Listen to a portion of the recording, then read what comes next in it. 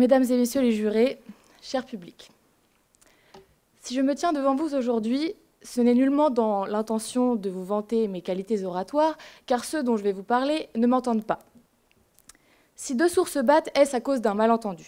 Alors, sans mauvais jeu de mots, qu'entendriez-vous par là? Ces deux sourds sont-ils vraiment sourds? Auquel cas, la barrière que constitue la surdité rend la chose plus difficile pour se battre. Et pourquoi se battre? Les articles 222-7 à 222-16-3 du Code pénal condamnent les violences physiques faites à autrui, violant son intégrité. Ces deux personnes s'exposent donc à de lourdes sanctions. Mais je m'égare. Ici, c'est mon esprit de juriste qui prend le dessus. Et si ces deux personnes n'étaient pas réellement sourdes? On peut penser au dialogue de sourds à la Eugène Ionesco, dialogue auquel nous pourrions, vous et moi, prendre part, puisque les personnes qui prennent part ne sont pas réellement sourds. Formellement, un dialogue de sourds est une discussion impliquant généralement deux interlocuteurs qui ne se comprennent pas l'un l'autre, pensant qu'ils conversent d'un même thème. Il faudrait alors distinguer faire la sourde oreille et être dur de la feuille. En effet, le mot sourd prend ici deux sens.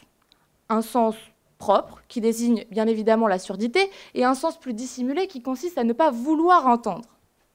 Ce qui m'amène à vous demander, peut-on être sourd par choix ou l'est-on par fatalité? Certaines personnes naissent sourdes, n'est-ce pas? D'autres le deviennent au cours de leur vie. Mais alors, si un entendant est sourd, un sourd peut être entendant. Dans ce cas, le malentendu fait-il référence à ce que le sourd ne peut entendre ou à ce que l'entendant ne veut comprendre? Et si un entendant n'a pu entendre ce qu'un sourd ne peut comprendre, comment qualifier le contentieux? On pourrait blâmer la langue française pour son définitif manque de précision qui nous empêche ici d'avancer. Mais il faut éclaircir le problème, car je ne compte pas vous laisser dans un flou qui, j'en suis certaine, perturberait le cours de votre journée. Si un sourd n'entend pas, il paraît logique qu'il y ait un malentendu. Mais malentendu fait référence à la compréhension, et fort heureusement, les sourds se comprennent. Un sourd aurait alors définitivement pu ne pas vouloir me comprendre. Maintenant, s'il s'agit d'un entendant qui ne m'a réellement pas entendu, bon, là, je lui conseille d'aller consulter un spécialiste en capacité de l'aider si le problème devient récurrent. Mais si l'entendant n'a pas voulu m'entendre, là, le problème est plus grave, car, passez-moi l'expression, cette personne se fiche clairement de moi. Et c'est là que la bataille rentre en jeu. Si un entendant converse avec un sourd qui n'a donc pas entendu, il va penser que son interlocuteur ne veut pas l'entendre. Et l'inverse est possible.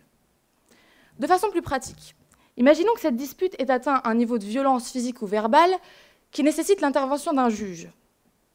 Doit-on blâmer une personne qui fait l'objet d'un malentendu? Et plus généralement, il apparaît clair qu'un contentieux, quel qu'il soit, est basé sur une forme de mésentente. Un litige est jugé opposant deux tiers, et ces derniers ne s'entendent sûrement pas. Sinon, quel intérêt de faire passer le cas en justice? C'est le rôle du juge que de rendre l'ouïe aux parties au litige, et d'ailleurs, si nous avons toujours eu besoin du droit, c'est bien parce que les hommes n'ont jamais su s'entendre. D'ailleurs, ceci n'est pas réservé qu'aux personnes privées. Ici, deux États peuvent très bien jouer le rôle des sourds et se battre. Nous en avons eu l'exemple parfait ces derniers temps avec ces messieurs Trump et Kim Jong-un qui ont entretenu un dialogue de sourds particulièrement intelligent, si je puis me permettre. J'oserais ajouter que si ces deux personnes ne sont pas sourdes et ne se battent pas pour un malentendu, alors où va le monde? Pas très loin, me direz-vous, et pourtant c'est ce qui arrive tous les jours, car nous nous basons sur des malentendus, préjugés, sous-entendus et bien d'autres, car aujourd'hui, comprendre quelqu'un implique que le message envoyé soit le même à l'arrivée. Or, en tout cas, si ce n'est pas le cas, la présomption est celle qui suit, l'expéditeur s'est mal fait comprendre ou le récepteur a mal compris. Mais aujourd'hui, nous avons tous déjà été confrontés à des situations analogues à celle-ci. Je donne un exemple. Il est 6 h du matin, je viens de me réveiller et je réponds à un SMS important avec la fraîcheur d'esprit de quelqu'un qui vient de se réveiller. Je peux vous garantir que le message à l'arrivée ne sera pas celui que vous attendiez. Et puis si la question m'est posée de savoir si le malentendu est la cause du litige, je me dois d'envisager l'hypothèse inverse. En effet, ces deux personnes peuvent très bien se battre pour une autre raison, raison que je n'évoquerai pas ici, puisqu'elle appartient entièrement à ces deux personnes, desquelles je ne saurais troubler la vie privée. Voilà, mon discours touche à sa fin, et étant donné son caractère violent qui l'a marqué tout du long, je compte finir sur une note plus positive. En effet, certains l'auront peut-être remarqué, j'ai volontairement occulté l'un des sens du terme « se battre », car en effet, si on peut se battre contre quelqu'un, on peut très bien se battre pour quelque chose.